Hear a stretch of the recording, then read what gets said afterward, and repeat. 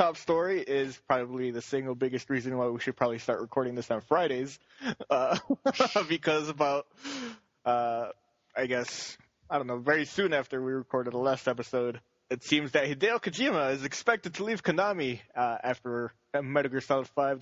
The Phantom Pain is all wrapped up, according to an inside source for GameSpot. Apparently, according to this GameSpot report, there's been a fallout between Kojima Productions and its publisher, Konami, and has led to senior staff at the studio given restricted access to corporate internet, emails, and phone calls.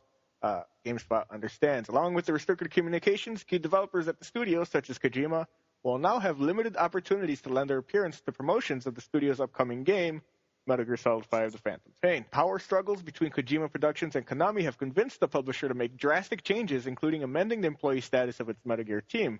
Some senior staff at the studio, including Kojima, now essentially work as contractors, not permanent employees. The extraordinary measures were revealed by a source within Konami, speaking to GameSpot on the condition of anonymity. The person explained that once the Phantom Pain project is finished, in all likelihood, the management at the studio will disband. Quote, the source claims, quote, after we finish MGS5, Mr. Kojima and upper management will leave Konami. They said their contract ends in December. Person adds, at a team meeting, Mr. Kojima explained that team have to be one and make a good game for fans. Kojima, now 51, joined Konami in 1986. His departure from the company will bring an end to nearly 3 decades of service. In other developments, Konami has begun erasing the Kojima Productions logo from all official Metal Gear art and has demoted Kojima off its executive team. Meanwhile, Kojima Productions' branding has also been removed from Twitter, the official Metal Gear website, and even the LA office listing. Oh, son of a bitch. This is like scorched earth right here, man. Yeah, I mean, people also, like, this whole thing kind of started when people noticed that the artwork on the official site for the game and, on Konami's site and whatnot, basically, how, like, basically the box art for every single Metal Gear Solid game after, like, Metal Gear Solid 2 basically reads a Hideo Kojima game, above the title. That's been scrubbed off the box art in pretty much every instance, including even on, on catalog releases like the Metal Gear Solid collection or whatever. It doesn't even say it there anymore. So it's like, whoa, okay. And then people started digging in, and then they kind of realized that all this was happening. Let's see here. Konami and Kojima have since released a joint statement, which I'm going to pull up here, and it's been posted on the Konami site. To customers, thank you for your continued patronage of Konami products and services.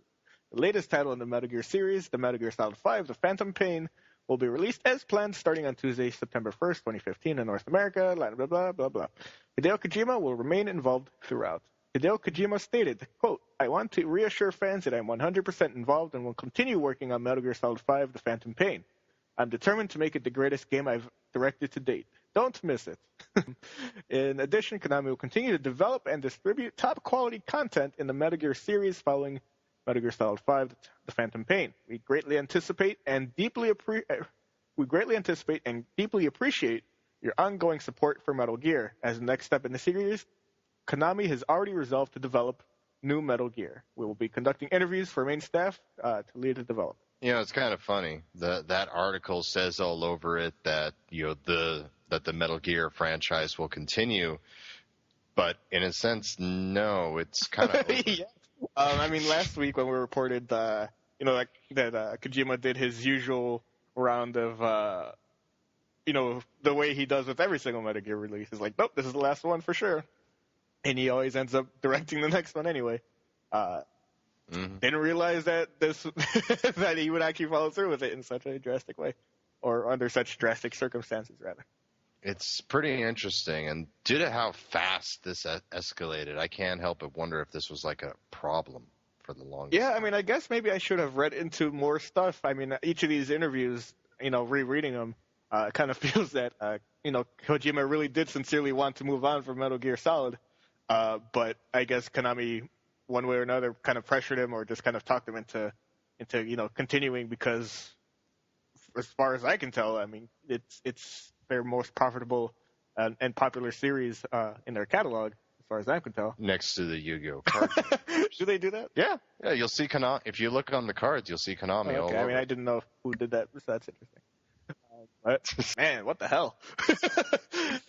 The hell, you know that old that Anchorman meme where it's a picture of him like drinking, and it's like, well, that escalated. Yeah, Break killed the guy. Yeah, freaking and this ruined so much. Remember me talking about PT and how awesome that Silent Hills game is going to be? Nope, that's gone. I don't know what's going to happen with Silent Hills, or I don't know what the hell is going on, but man, it sucks because, I mean, Metal Gear Solid, like, it's always nice to get, like, a fresh perspective on the, series or whatever, like when Halo 4 was developed by, 343 instead of Bungie's, like yeah, it's nice to get a fresh perspective on a series like that, but, Metal Gear Solid and Metal Gear is so much of Hideo Kojima is entrenched in Metal Gear. I can't imagine ever playing a Metal Gear game without him. Like, I mean, I guess the original Portable Ops is the closest thing you'll get, because I think he was just a producer on that one. But yeah, I don't think he was a part of Acid either. Yeah, but I mean, for like a core Metal Gear Solid game without his vision behind it, like, say all you want about like the convolution of the story and how crazy everything gets, but I mean, it's all very unique and it's all very Kojima. So I'm not so sure how excited I would be about a Metal Gear game without him behind it. Yeah, they're gonna have to.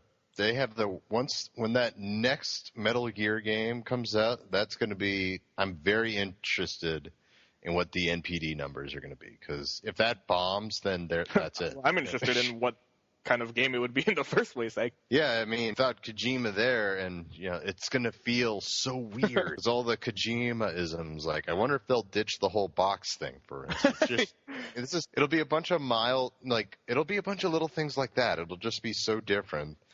There'll be no plot twist. You'll be able to understand the story. It won't feel like a Metal Gear game.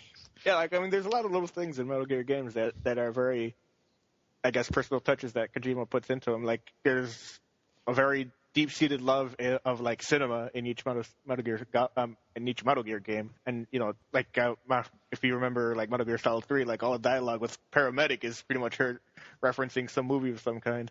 Each time you save the game, just little things like that that I would kind of miss. Yeah, I mean, Kojima really had a talent for characters and getting these very unique, insane stories between all of them that overlap into one gigantic one. I mean, and that's gone. I mean, like I said, yeah. I mean, you could say whatever you want about the execution of like the story or whatever, but like there are very, very few. Like, you can count on one hand probably the amount of people with the ambition of a Hideo Kojima. So it's gonna be very weird, because I mean, between the boss fights and just the way he breaks the fourth wall and things like that are pretty much things that he did a lot to put those kinds of things forward. So yeah, and he's one of the greatest outside the box thinkers too. I mean, that fight with Psycho Mantis where you had to unplug the controller from player 1 into player 2 so he couldn't read your mind. Like, who would think of something like that? Like, each boss fight in pretty much in each of the games is like extremely memorable and very distinct from one another. Yeah. The end in Metal Gear Solid 3 is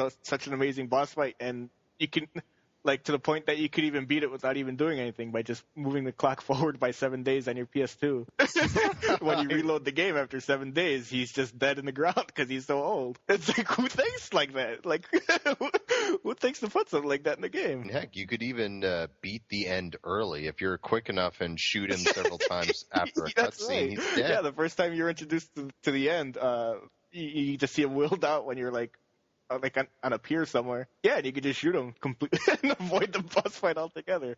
It's like, man, like, that's the kind of thinking that I'm just gonna miss, that I would completely miss out on in the game without him. So it sucks. It sucks, because Metal Gear Solid is been my favorite franchise for a very long time. It has me a little concerned when Konami says games instead of a next game. Yeah. It's like, you're not going to serialize this shit, are you? Well, I mean, it's been serialized already. I mean, they don't come out very often, but I mean, this franchise has been around for 25 years plus. Well, yeah, but I mean, like, they're not going to Assassin's Creed it, you know what I mean? So. I don't think, frankly, I don't think Konami has them to even get the talent necessary for a yearly release of any game besides, that soccer game that they do.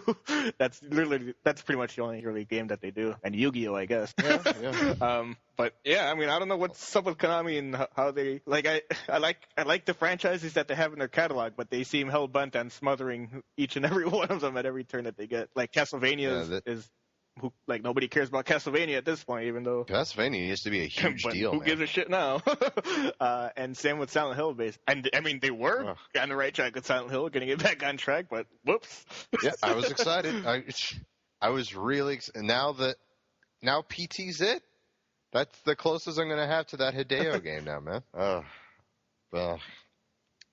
And this is terrible. I mean, it puts like every developer at Konami on notice that there are no safe ones, I guess. Yeah, it's like, what do I work towards in this company if I can, if the most prolific creator within it can be chewed up and spit out so easily? Yeah, I mean, needless to say, Konami and Hideo, excuse me, he's going to land on his feet. I mean, the Fox Studios. Is that the name of one of it? What, you mean the new one in L.A.? Yeah.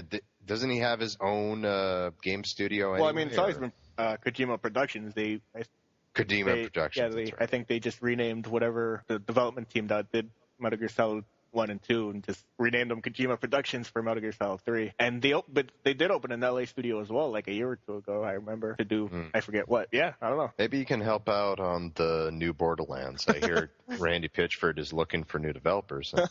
Well, I mean, if I don't think, I think if Kojima leaves Konami, which seems very highly likely now, I don't think he'd stick around in games.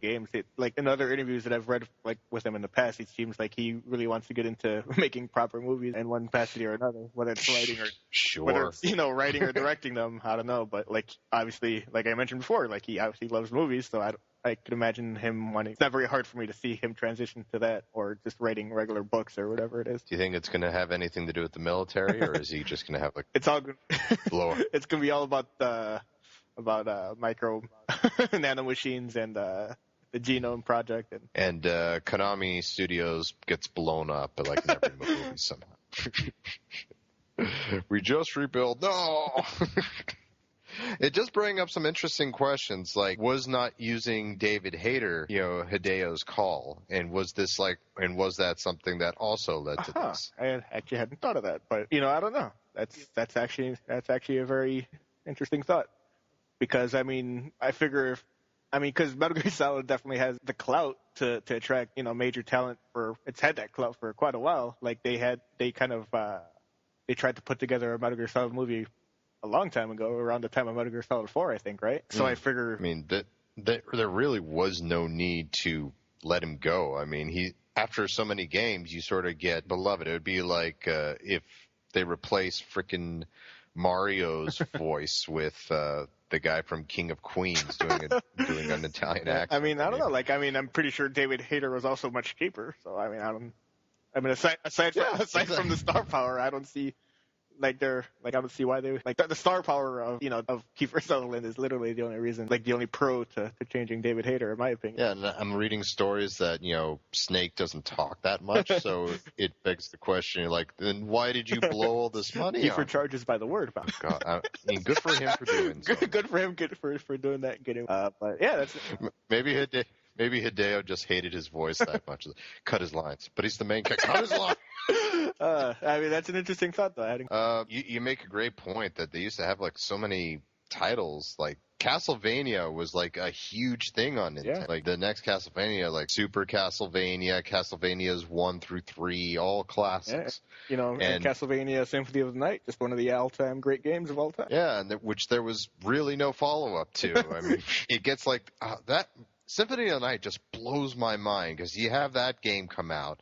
People talk about how awesome and amazing of a game it is, and their next follow-up, hey, let's go in a completely different direction. Man, I can't say enough good things about Symphony of the Night. Holy hell. Just, that game, like you said, that game blows my mind even today. Every time I start it up again, it's God damn, this is good. It's just some good-ass fucking video game design. Yeah, it just gets it. And something as basic, I guess, as let's just flip the entire castle upside down. I know, you get halfway through the game and you think it's the end of the game, but it's no, here, do it all again, but everything's upside down, and that sounds stupid as hell, but it's oh wait, no, this is actually super awesome. For the record, I actually did enjoy Hideo's attempt at it. Yeah, I think he was a producer, right? He wasn't a director like he is Metal Gear Solid, right? Which one too? He did. Yeah, I think he did the first one. Yeah, Lords of Shadow. He did that one. I think he may have been the same thing for the No, I sequel, don't think too. he had anything. I don't think Kojima Productions had anything to do with the second. Probably one. But yeah, I mean, like I said, it's a gigantic buzzkill because, like I said, I was really looking forward to Silent Hills. I mean, just the presentation and how it was all coming together. It looked so different from what it was before. And even if it is in the same vein, kind of, now it has the bad taste in my mouth, saying this is one of the things that probably drove Hideo away. I wonder if this is going to help Metal Gear. Not that it needs it, really. But will this help Metal Gear 5, like, sort of cement itself in the Game of the Year standings with a lot of people for the end of the year at award shows? I'm going to go ahead and say no. I don't think the employment status of any given individual has any bearing on the quality of the game. Well, the finality of it, you mean, it's kind of like with Heath Ledger as Joker, how it was a great role, but then you add to the fact that, this was his final role, and he was getting, like, freaking Oscar nominations and shit. Because Hideo Kojima is very much alive and well. Yeah, but he'll be dead in the Metal Gear world. There's never going to be another mission where you save him as a hostage, Joe. I guess that's true. Yeah, in the next game, he'll probably be the final boss driving Metal Gear because the evil Konami are. God.